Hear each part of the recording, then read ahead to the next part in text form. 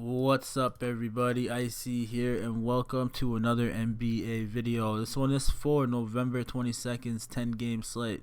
Hopefully you guys had a really good night last night. Personally, my night was okay. It could have been a lot better if I had a lot more Scalabrine and less Anthony Simons, but 392.75 was one of my best lineups. A small profit, nothing too exciting, nothing too great, and we live to fight another day.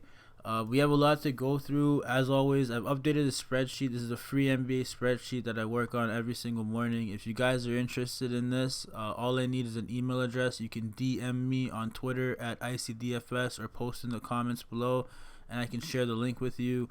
It doesn't have to be a real email. It could be like a fake dummy one. I just need an email to share the link so I know who I'm sharing it with. But if you want access, it's free. I update it every single day in the morning and in the evenings as well with the late notes, with all the news that comes out. There's going to be a lot of news today, lots of things to update. I'm going to try to make this a fast video because they do a lot better. A lot of people watch them compared to the hour video. So hopefully this is going to be around 20-25 minutes. It's going to be a little fast paced. So if you want the full notes or if you want more details, you can, of course, reach me at Twitter or comment below. I'll answer all questions in detail, and you can just read the notes for yourself. I'll be updating them more after I'm done the video, so they'll be a little bit more detailed. But without any further ado, let's get started here. As always, if you're new here and you like what's going on, please hit that like, comment, and subscribe. I'm trying to do this full time, currently not able to, but as soon as I grow and I'm able to, I want to be able to provide more free content for everybody in the DFS community. A lot of people charge information for stuff that's really not all that, crazy. It's just common sense, and I like doing this as a hobby. I watch basketball, like too much basketball. I've been watching it too much basketball for 5 years now, and I just decided to do this to make my life easier, and since I'm doing it, I decided to share it to make your lives easier. So if you like what's going on and you want to support, please hit that like, comment, and subscribe is the main thing to help the channel grow. So do those, and I promise you're gonna have a good night tonight. But with all that said, let's get right into it. Charlotte versus Washington. This is going to be one of the better games of the night today. And honestly, a lot of guys on the Charlotte side are going to be popular. Of course, Terry Rozier and Devontae Graham are going to be the guys most people look at. But personally, I have those guys in consideration. They're decently priced.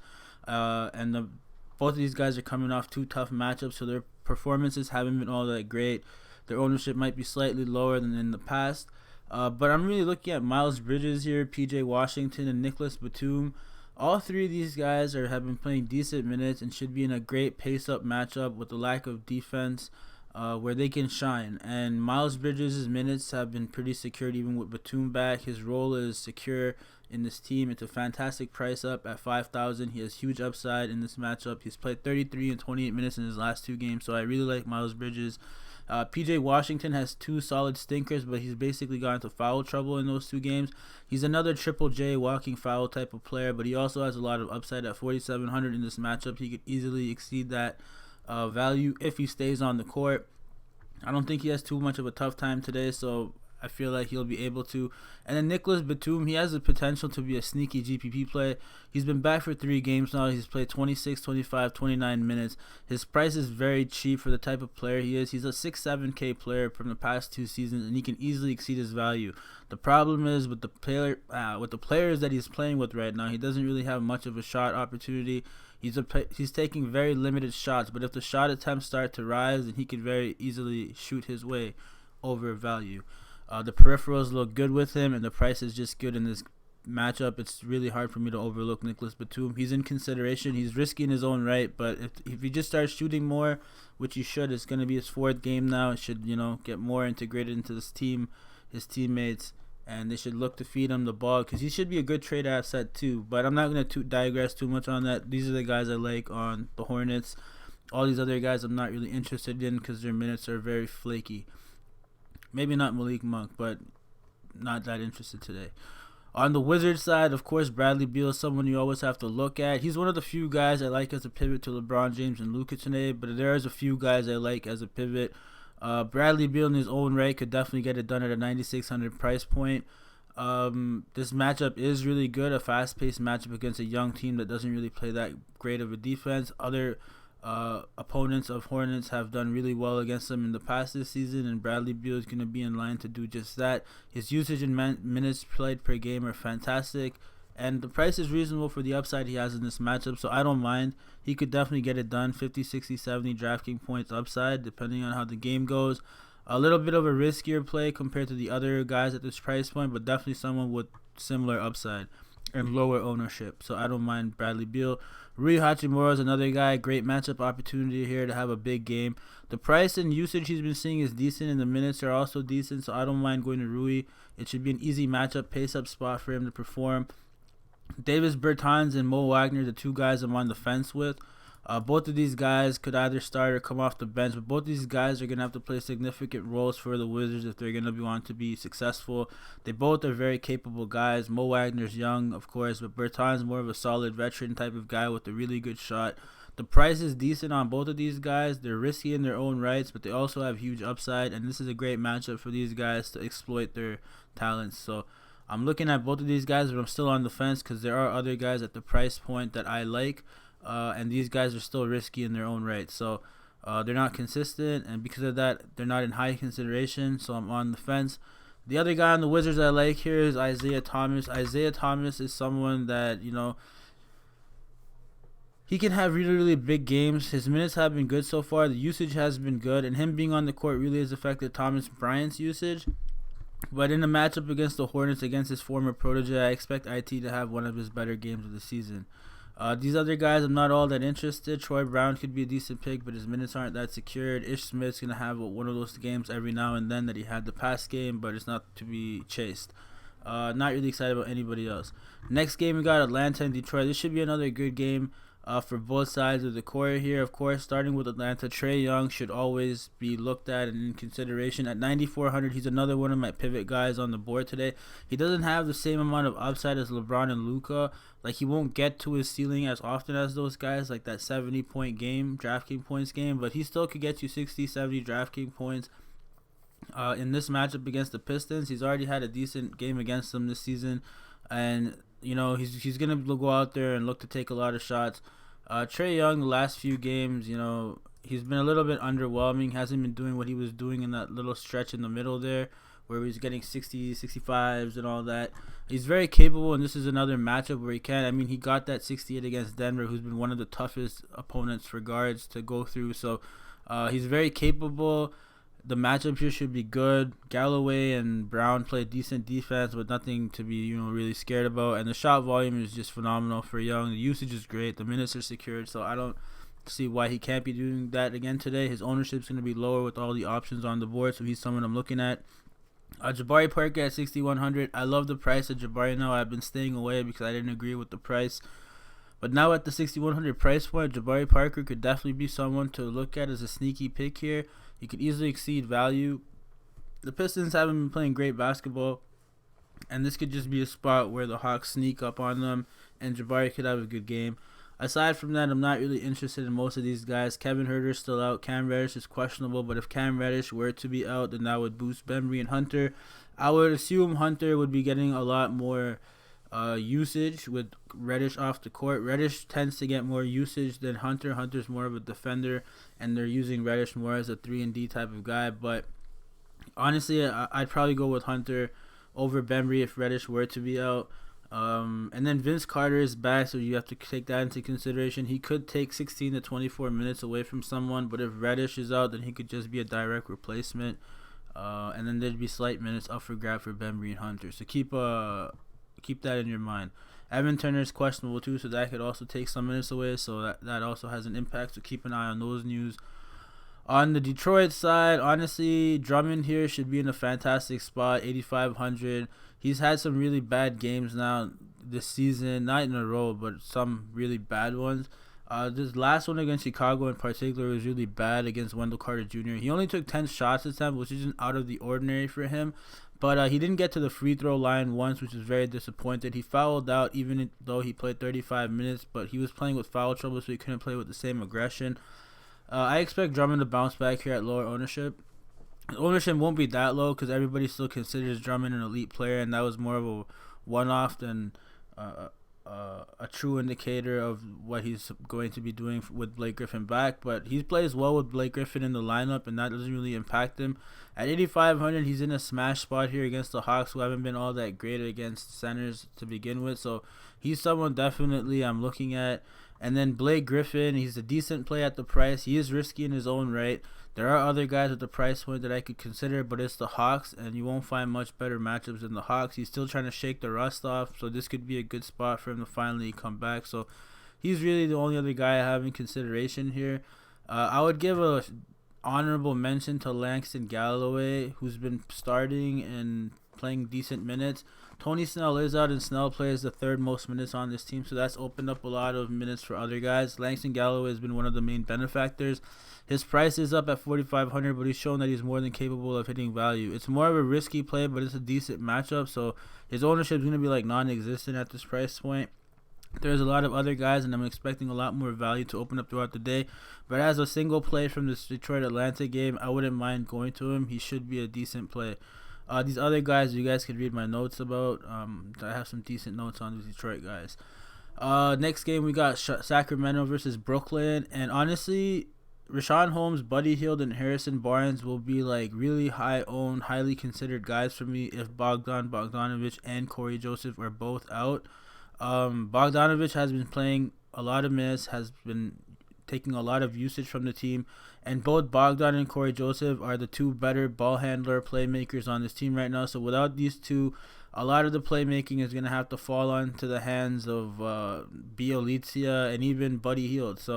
And Yogi Ferrell, of course. So, but Richaun Holmes, Buddy Hield, both these guys should see a tremendous usage bump with Bogdan off the court, because he was seeing a good amount himself, and that should put these guys in a better position to produce offensively. Or it could, especially for Richaun Holmes, because he's a big, and it's against the Brooklyn Nets, and bigs against the Nets is something we do. So Richaun Holmes would be a safer play in my opinion, a lot safer than these other two guys. My gut, though, personally tells me to consider Harrison Barnes at 5,900. He's shown that he's more than capable throughout the season to get decent performances. As you can see in the middle here, he had these 38, 39, high 30 games, and he's more than capable of doing so. In the past couple of games, he hasn't really done that, but the matchups have also been tougher, and it's just a matter of time for him to bounce back.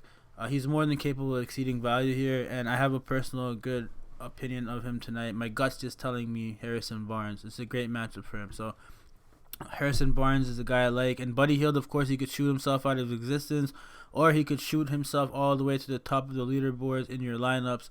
He's someone that if Bogdan misses, he's going to have to take a huge usage increase. He already has a decent usage increase with Fox out of the equation, but if Bogdan misses, then Hield's going to have to take that up a level. And he's more than capable. He's not scared to shoot the ball. He is one of the guys taking the most 3 points and all that. So he's definitely not scared of that. And he's more than capable of meeting expectations. So he's in consideration, but it really depends on the news here. Of course, Bjelica is also going to be in heavy consideration if Bogdan is out. He's going to be the next man up, in my opinion. And he's also a decent ball handler, and they're going to need that. 5,700 is a decent price. He's been priced up, and I don't know. With Ariza already out, he's already going to be seeing a good amount of minutes. Ariza was playing around 20 minutes, so Bjelica should see a significant minutes and usage bump. But someone like Winnie and Gabriel could also see a slight bump with Ariza out and with these other guys out. So he could also be a sneaky play here. Definitely something to keep an eye on. But aside from that, Corey Joseph being out would mean Yogi Ferrell would be heavily involved, probably in the starting lineup, and he'd be the de facto ball handler playmaker. At 3,500, he would be like the chalk of all chalks tonight on this 10-game slate, so definitely keep an eye on him. On the Nets side, I mean, Kyrie's still out, LeVert's still out, so those are the two highest usage guys and first and third most minute guys on the team. That opens up a lot of things here for a lot of people. Over the last two games, a lot of these guys have been priced up, and their prices increased with all the extra usage and minutes going around.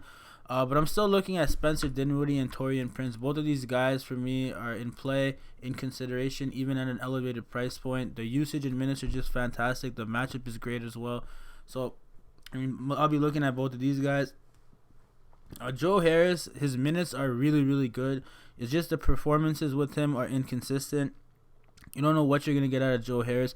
He can exceed value. It's just more of a rare occurrence.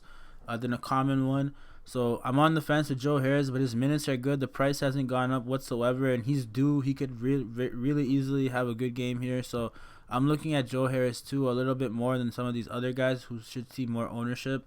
And then I'm on the fence with Jared Allen. He is questionable, so we don't even know if he's going to play. If he doesn't play, then obvious bump to DeAndre Jordan. But, I mean, at 6,400, he's priced a little bit more than I like, but he's been productive in limited minutes. He does have foul trouble, and he's at risk of losing minutes to DeAndre Jordan if DJ gets hot. But, I mean, he's someone I'll be considering regardless if he's going to be playing and starting. DeAndre Jordan, of course, only if Jared Allen is out. Definitely in consideration. But not really interested in all these other guys. Next game, Lakers, OKC, rematch of the other day, and LeBron James would be the guy I'll be looking at. One of the more chalkier plays on the night today. He's just been playing really great game after game. The ownership will be decent on LeBron and Luka today, because there's going to be a lot of other options that people will be able to go to. So they're not going to be too up there, but they're still going to be up there. I still like LeBron in this game. I expect him to do better against OKC than he did in round 1. So LeBron's someone I'll be going to. Anthony Davis is always questionable, but he's going to be playing. He said his shoulder felt closer to 100%. The price has gone up. He did have a good game against OKC the other day. They don't really have the personnel to stop AD, so I expect something similar this time around. Kyle Kuzma is one of my more favorite plays on the slate at 4,300. He left the game with 9 minutes of playing time because his eye got poked. If he's playing, which I'm pretty sure he is, at 4,300, he's almost like a lock for me at this point.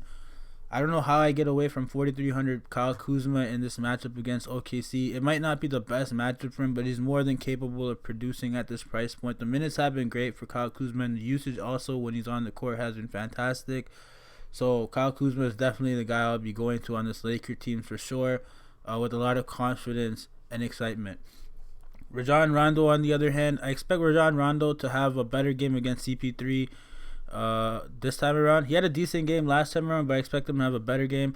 I also expect CP3 to have a much better game this time around because it was a back-to-back for OKC the other time around. I expect them to come out a little bit more feisty and not like go to sleep in the fourth quarter this time. So I'm expecting good things for OKC. But Rondo, he's been playing decent minutes. The price is good. He's a very productive guy when he's on the court. He's a walking double-double with the assists. So I don't mind Rondo. He's in a great spot here. He's going to be motivated against CP3. Doesn't like him. They have a history. And I don't mind getting to Rondo whatsoever, especially since Caruso is going to be questionable. He might be out. Avery Bradley is out. So Rondo is one of the more productive guys on this Lakers team and definitely someone I'll be going to. On the OKC side, like, there's a lot of guys I have decent opinions of, but I'm not really excited about any. I would say I expect Chris Paul to have a much better game than he did the first time around the Lakers. It was a back-to-back, and I expected him to somewhat be quiet, and he was. This time around, I expect him to give it a full go and just go full throttle here. He should be good to go. Danilo Gallinari's price at 6,100 is really enticing to me. It's risky because of the matchup. The Lakers are very tough, lengthy, long, but Gallinari is someone who can get very hot very quick. He's a very streaky guy, and 6,100 is a reasonable price for him. He has real 40, 45 DraftKings points upside on any given night, and it's just a matter of him getting hot early, so he could definitely get it done. SGA, I expect him to have somewhat of a better game than he already did. But some of the options on the slate at 6,400 in this price range, I like more. Dennis Schroeder, I don't really think he gets there. I predicted last game that Dennis Schroeder would be the better point guard pick out of all three options because it was a back-to-back, and he'd be coming off the bench with a lot of pent-up energy. That's exactly what happened. It was tough for the Lakers to deal with them, but I expect the Lakers to have a better game plan to deal with them this time around. I don't expect that level of performance from Schroeder, at least for this game.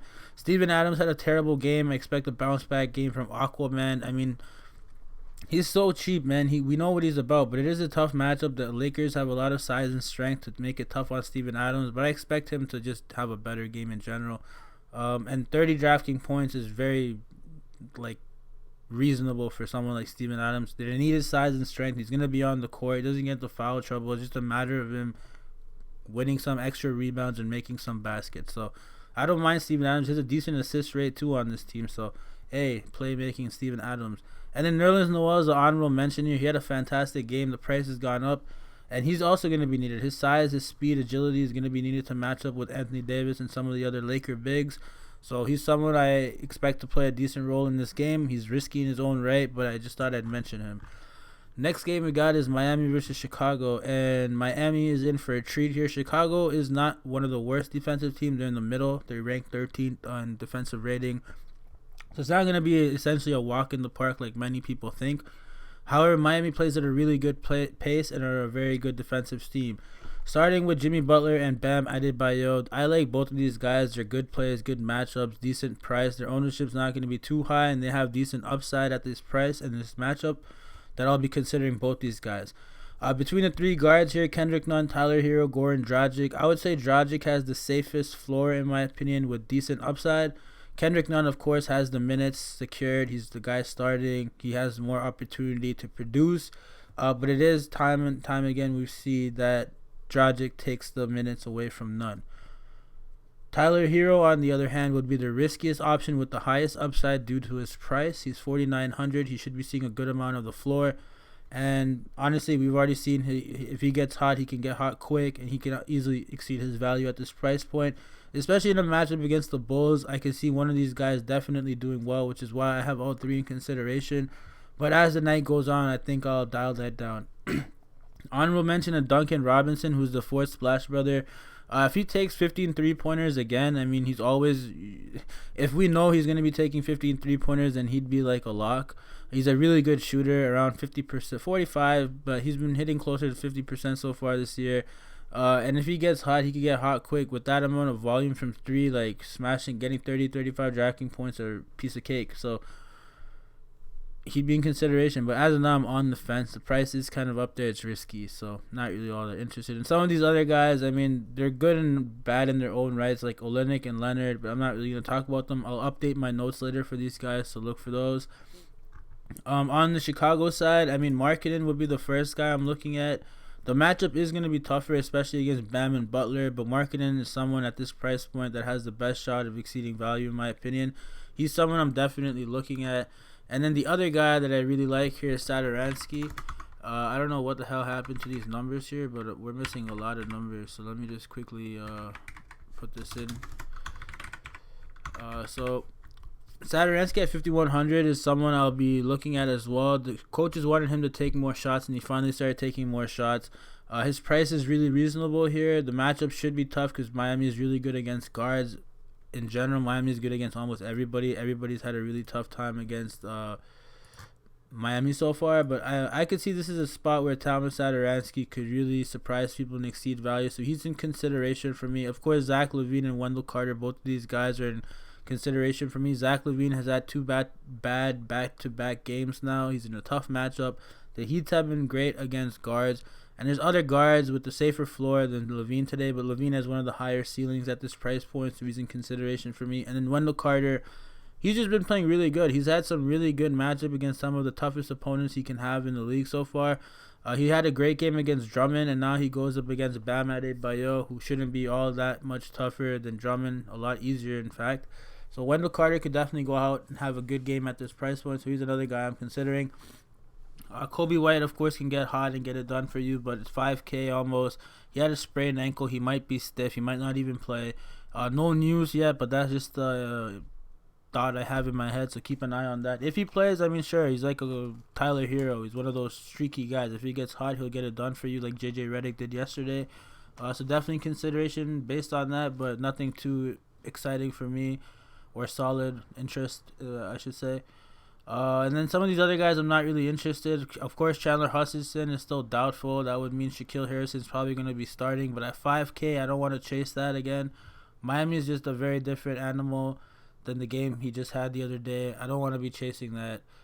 More often than not, Shaquille's not going to have those type of nights. And against Detroit, I mean, he was just doing a little bit of everything and doing it really, really well. That's just not who he is. He just had a really good game, in my opinion.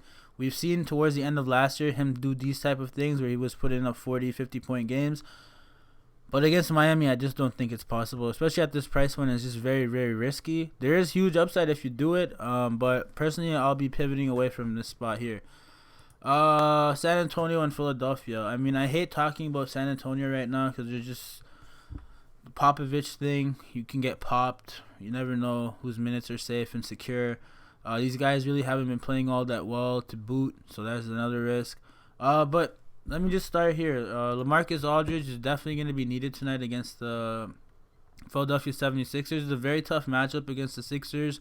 But LaMarcus Aldridge, man, at 7,000, it's still a little... I mean, it's not that tough to overlook him with all the options we have here, but he's just someone on the Spurs that could get it done, and definitely someone in consideration. DeMar DeRozan's been playing really well, especially with DeJounte Murray struggling recently, and now with DeJounte not starting, DeMar should see a significant usage bump, and he's been playing really well to boot the last few games.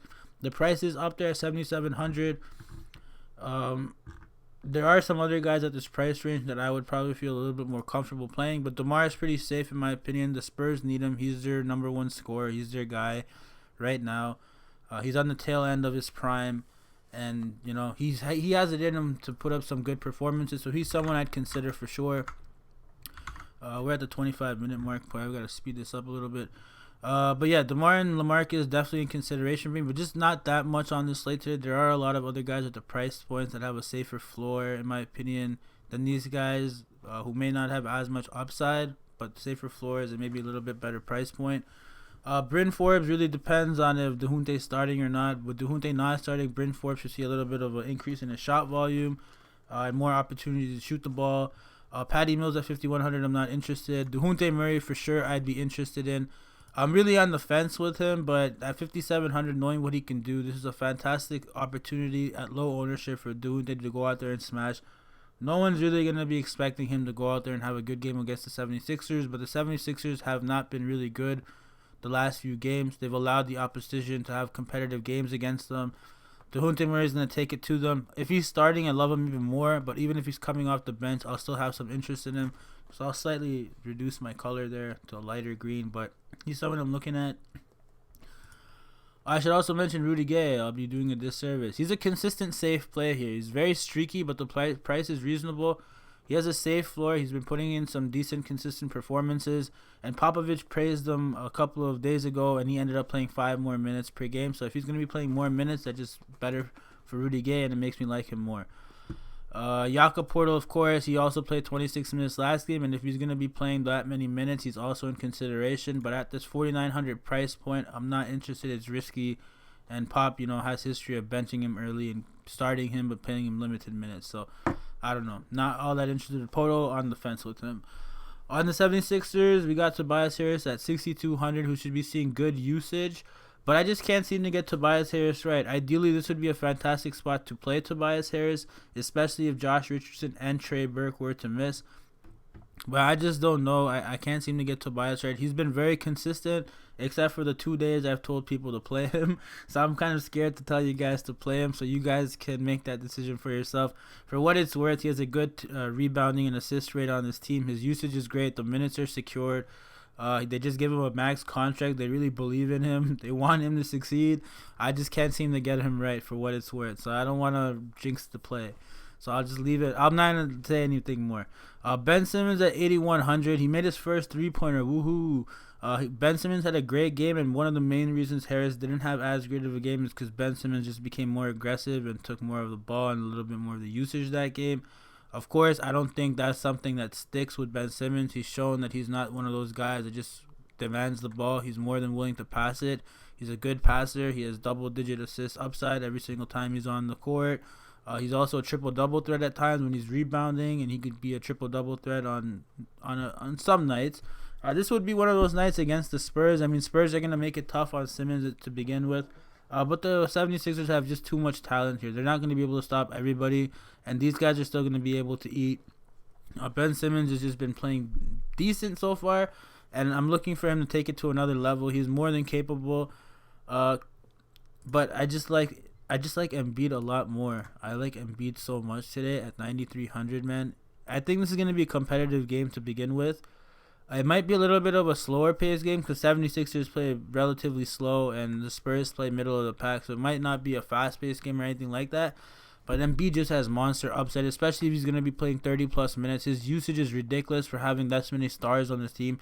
He's still seeing 32.4% usage on the court when he's on the court with Al Horford, Simmons, Richardson, Harris there. So he has huge upside, monster upside.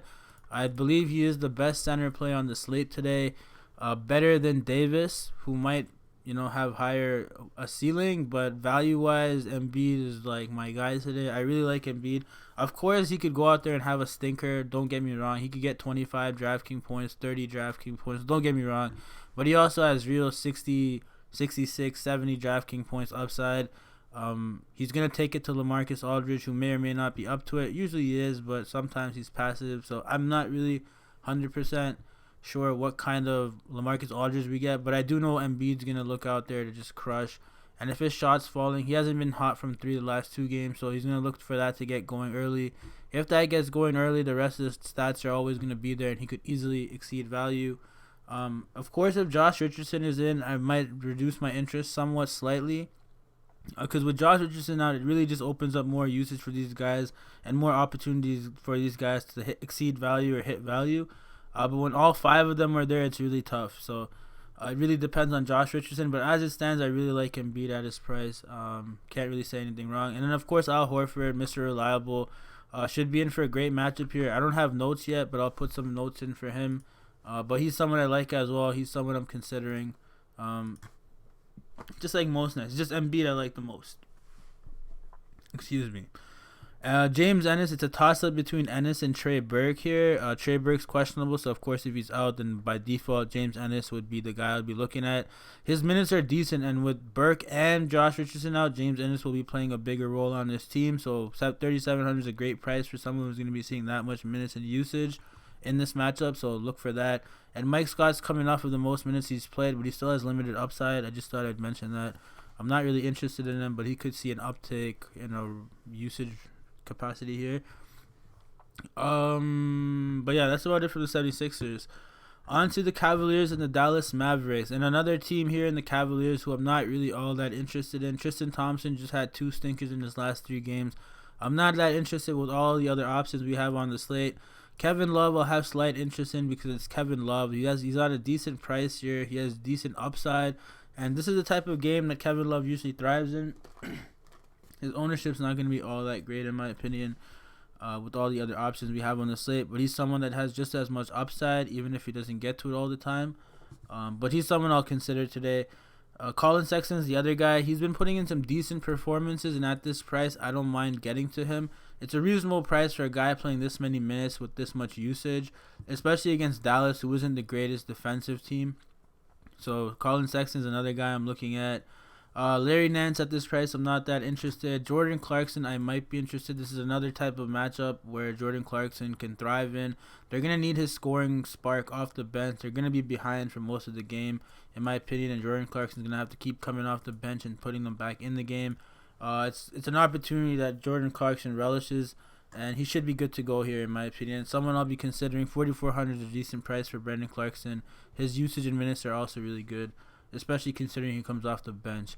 Dellavedova could be never mind. I confused Dellavedova with the Milwaukee guy yesterday. Oh my god. Forget Dellavedova. I mean, now that I said it, I mean, maybe there's a reason why it came in my head. Let me just double check. Is there a reason why I said Dellavedova? Oh yeah, I mean, he played 21 minutes last game, but he did nothing, and I could expect the same, so I'm not interested. Maybe if Brandon Knight's out, I might look at him a little bit more, but as it stands, he's the 4th option here and not exciting whatsoever. On the Dallas side, Luka Doncic, man, what can we say? Luka Doncic has been playing lights out of his mind. MVP caliber type of play, MVP conversation already. Price is up there now, and this is a really easy matchup in my opinion, but it's not as easy as it was last time around. And honestly, some of these other guys might want to start eating a little bit too. They're going to want to get these guys involved offensively because they're not going to be winning many games if this keeps up. Like, eventually they're going to start meeting tougher teams, and tougher teams are going to get the ball out of Luka's hands one way or the other. They're not going to continue to let Luka beat them at the rate he's beating up other teams. It's just not going to happen. So this is another good matchup. I don't think the Cavaliers have the personnel to do that. They'll try, but I don't think they really succeed here.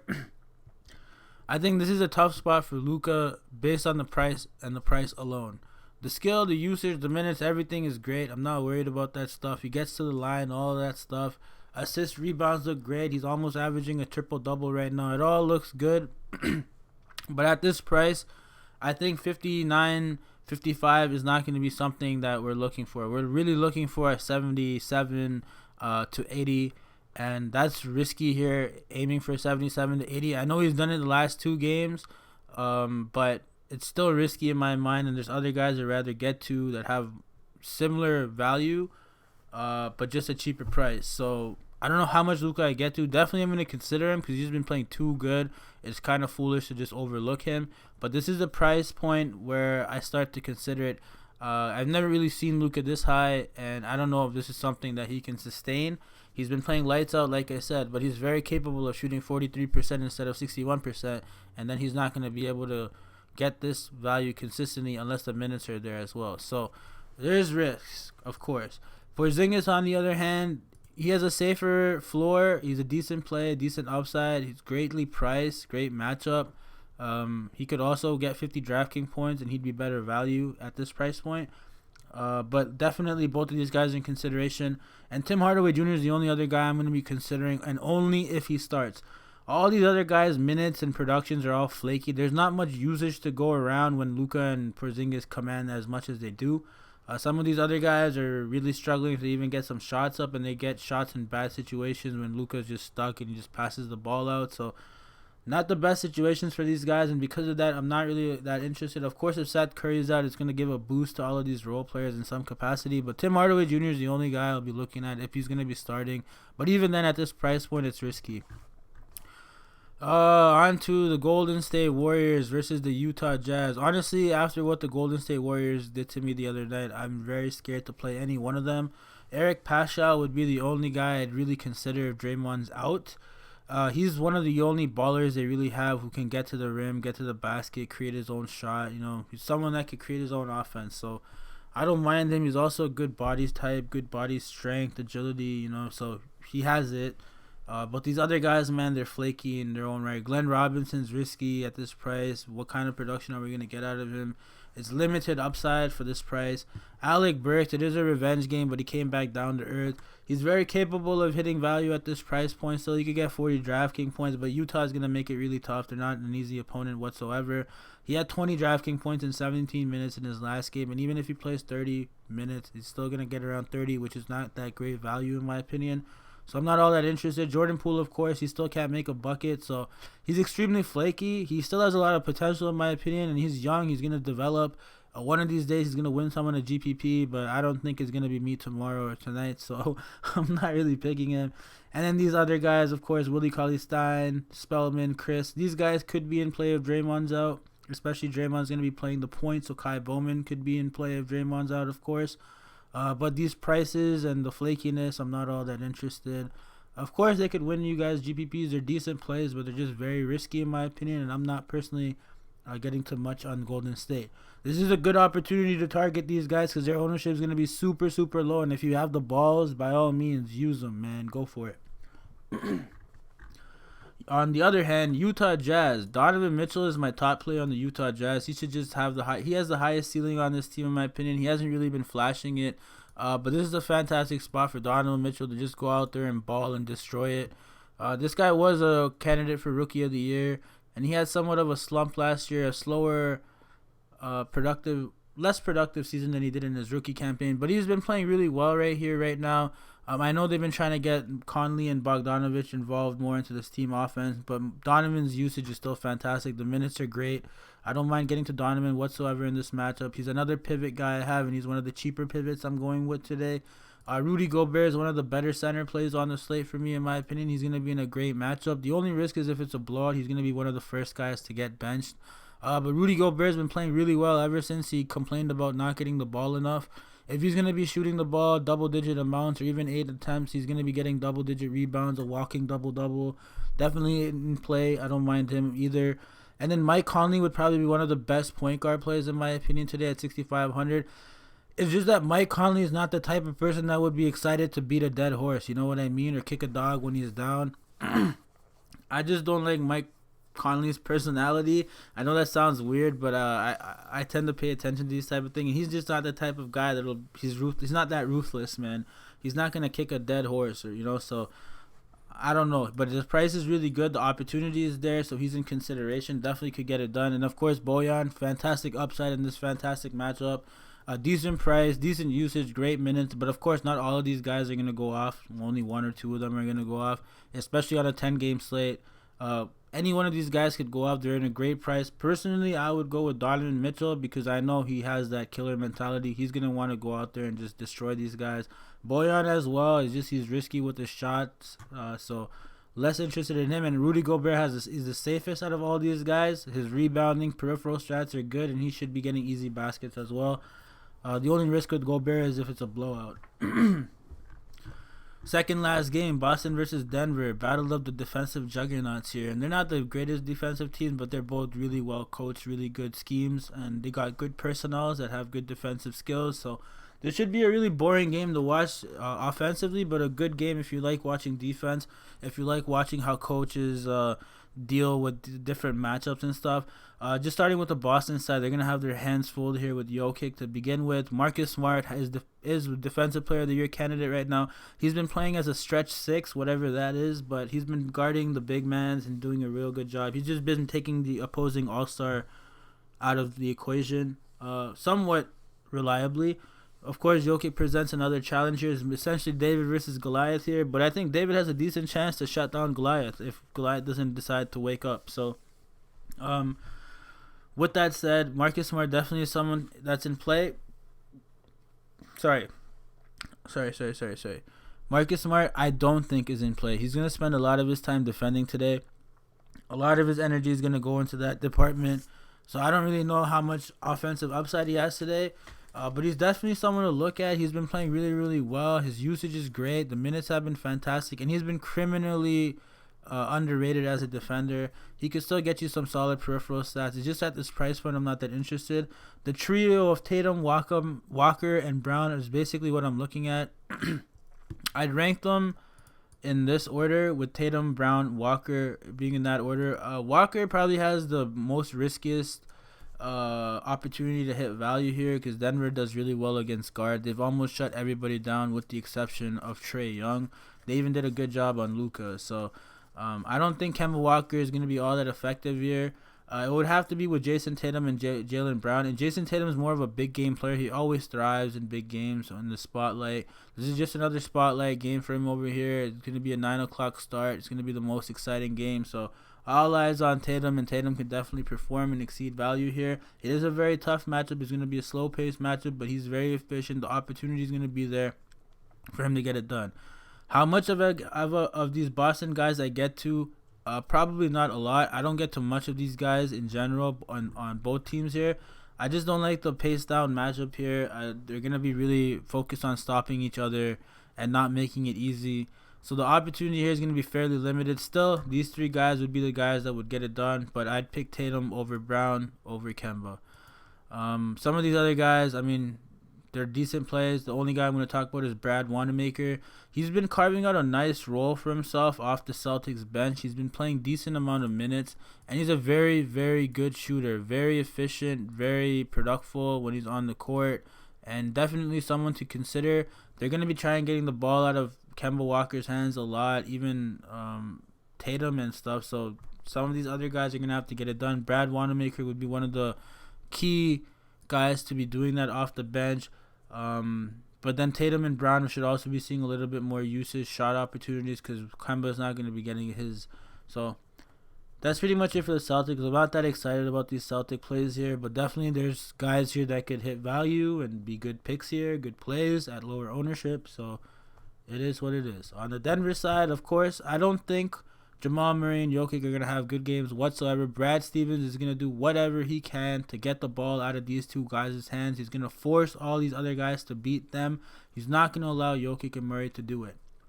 With that said, I don't have that much interest in Murray or Jokic. If I had to pick some interest, I would still be interested slightly in Jokic because David versus Goliath can go very bad for David. And Goliath hasn't been playing up to his standards. So Glide could be due for a monster game here, and this is a perfect opportunity for people to overlook Jokic with some of the other guys on the slate and him to have his monster game of the year. So Jokic's still going to be in consideration for me. I'm just on the fence because I truly believe that Boston's going to do whatever they can to not let these two guys beat them in particular. It would have to be Will Barton, Paul Millsap, Jeremy Grant, and even Gary Harris. I'll put Gary Harris towards the bottom here because he's going to have to do a lot of defending, and the offensive opportunity might be slacking for him. But Will Barton's one of the more trusted guys from Mike Malone. Mike Malone really loves Will Barton, and Will Barton's been playing really, really well. His price point indicates that he's been having some great games under his belt now. And he's going to be in line here to have a bigger offensive role here with the ball getting out of these guys' hands and into his. So definitely expect him to have a little bit of an offensive bump here and someone that could get it done. Millsap too. This is exactly the type of pace matchup that Millsap thrives in. It's not going to be super fast except for when there's a second chance or missed shot transitions. But aside from that, the ball should be coming up the court and down the court relatively mediocre pace. And Millsap is someone that could definitely use that game environment to his advantage and come up with a good game, especially if the ball is going to be out of Jokic and Murray's hand. Same thing with Jeremy Grant. They're going to need his 3-and-D here.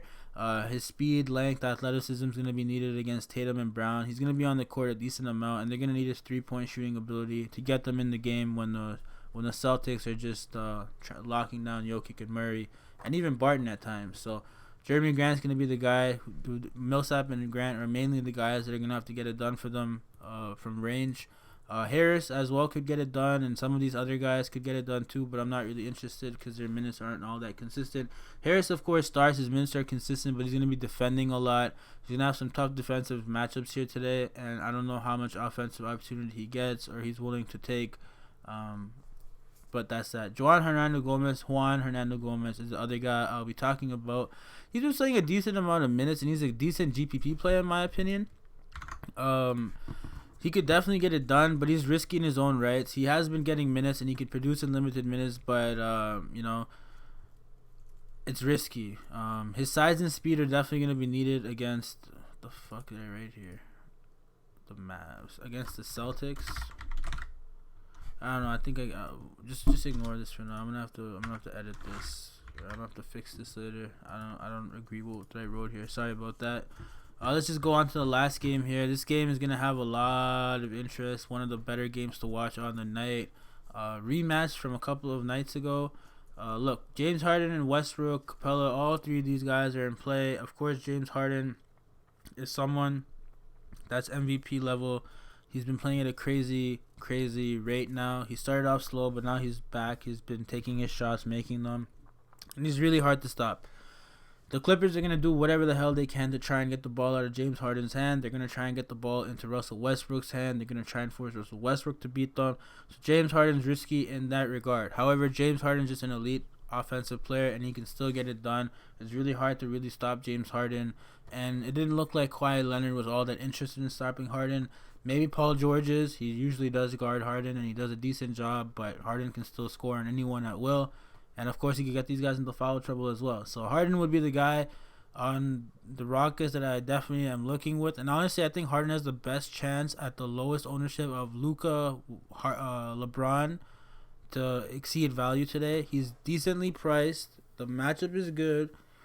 The Clippers defense isn't as good as everybody's thinking it is. They do have a scary thing on paper, but it hasn't really worked out for them. So Harden's still in line here to have a decent game at lower ownership. Of course, Westbrook's going to have more opportunity based on how the Clippers approach the game. And Capella's just been rebounding like a beast, and he's going to give Montrezl Harrell and Zubac all they can handle. He's been playing really well. He's at a decent price here. He's risky, of course, because, of course, the Clippers are going to be motivated after they lost the other day, and Harrell in particular had a bad game against Capella, so he's going to want to be shutting down Capella a little bit earlier this time around and really impacting the game early. But that's about it from the Houston side. Of course, Daniel House is questionable, so if he's out, then Ben McLemore and PJ Tucker would get a boost, especially Ben Mac. But those guys could also be in consideration in this pace-up matchup. This should be one of the highest scoring games of the night, too, so lots of production opportunity here for these guys to produce. On the Clippers side, of course, Kawhi Leonard. Keep an eye on him from what it looks like he's playing right now. That could change in a heartbeat. But if he's playing, he's a decent player. I don't mind him. I personally would go to Paul George over Kawhi Leonard, who I think should be having more of an offensive usage here. Kawhi Leonard should be defending, and he defended Westbrook last time. Did a pretty good job. But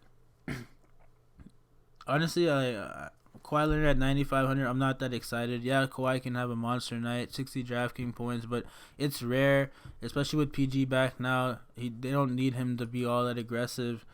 In this matchup, they might, but in general, they won't on most nights. They do have Lou Williams. If Pat Beverly decides he wants to take as many shots as he did the other day, I mean, he only took 11 shots. It was mainly the rebounds. I mean, Kawhi is still a good pick. I'm on the fence with him. I'm not that excited about Kawhi. He's definitely someone that could get 60 DraftKings points, don't get me wrong. But there's just other guys on the slate that I like. I personally like Paul George more than Kawhi, and he's $1,400 cheaper. So that's that. Lou Williams, I mean, I love Lou Williams, but the shot volume shouldn't be there. Boston really took the ball out of Kawhi and George's hands and forced it into Williams' hands, so he had to take a lot more shots. They had tough coverages on Kawhi and Paul George, so these guys were just having more opportunity to shoot and score. So Lou Williams here, I'm not really all that interested. Of course, he could go out there and shoot lights out and exceed value relatively easy, but with Paul George, Kawhi, Harrell all there, opportunity is not going to be the same. And this price point is a little elevated based on that. Of course, Beverly, I'm not interested at this price point, 5,400. No, thank you. And Montrezl Harrell at 6,200, decent play, lots of upside. Didn't have a good game against Capella. It's gonna be motivated, to have a good game, so he could go and have that. And then Maurice Harkless and J. Mike Green are the two guys I'm on the fence with. These guys should continue to see decent minutes off the bench, but their usages will be significantly lower, as well as their minutes are going to be inconsistent going forward. So not all that interested in these guys either. But that's it, guys. That's my video for today. Those are the plays. That's what I'm thinking right now. Of course, a lot can change with the news. If you guys want access to my spreadsheet again, message me on Twitter at Eyecee DFS. Thank you guys all for the support I've been getting the last few days. If you guys do follow me on Twitter, please try and retweet my pinned tweets or whenever I post a video, so it could help me grow. Again, the faster I grow, the more content I could provide for you guys. And sorry, the video ended up being longer than I wanted it to be. But for those of you guys that are still listening, type 5555555 so I know that you're listening. Thank you guys. Best of luck, and see you next time. Bye-bye.